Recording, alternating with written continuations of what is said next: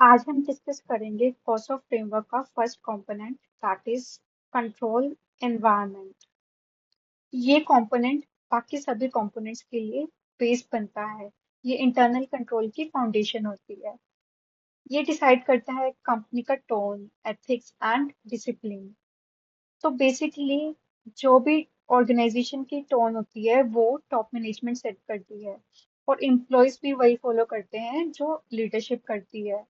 तो अगर management unethical हो तो फ्रॉड के चांसेस इंक्रीज हो जाते हैं, कंट्रोल्स इग्नोर होने लगते हैं, एम्प्लॉयज भी शॉर्टकट लेने लगते हैं और फ्रॉड अटेम्प्ट करने लगते हैं। तो इस कंपोनेंट का मेन पर्पस ही यही है कि जो भी ऑर्गेनाइजेशन का एनवायरनमेंट है, ठीक है, उसमें एक ऐसा कल्चर क्रिएट हो जो प्रमोट करे इंटेग्रिटी को, एथिकल वैल्यूज को। तो जो टोन हो कंपनी की वो बहुत ही एथिकल हो और वेल एस्टेब्लिश्ड स्ट्रक्चर हो।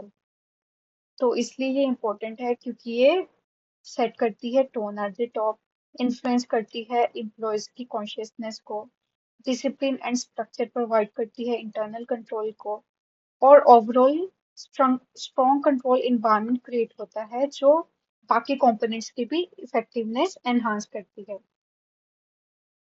तो एक स्ट्रॉन्ग कंट्रोल एनवायरनमेंट के 5 पिलर्स होते हैं। First is integrity and ethical values.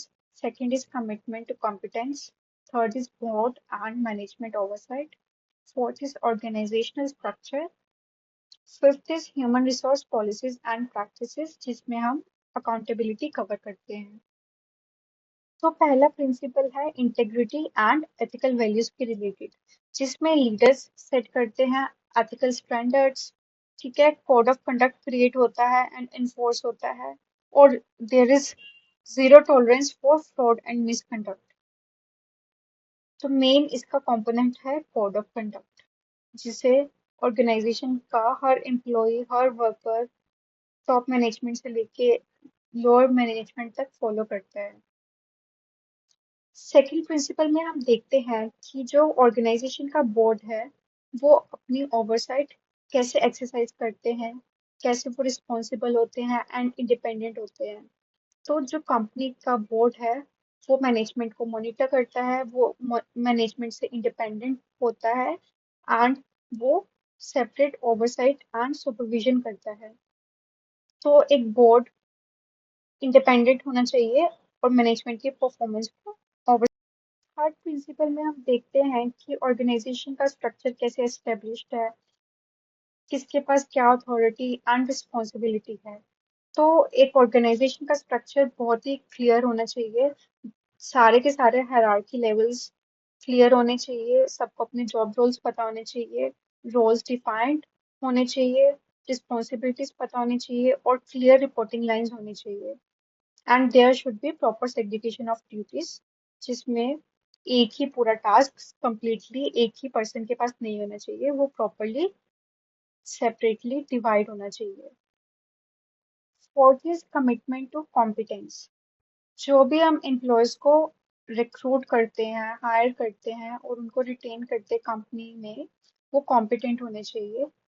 उनका जो जॉब रोल है उनकी स्किल्स के साथ मैच होना चाहिए, वो उस जॉब के लिए क्वालिफाइड होने चाहिए, उनको proper training and development provide होनी चाहिए एंड उनको।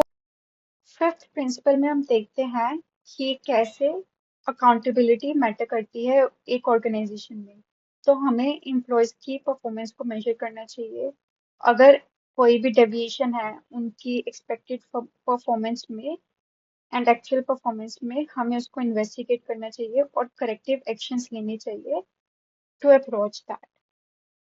तो इस कंपोनेंट के बिना बाकी कंट्रोल्स इफेक्टिव नहीं होते। तो नेक्स्ट वीडियो में हम second component that is risk assessment उसको कवर करेंगे।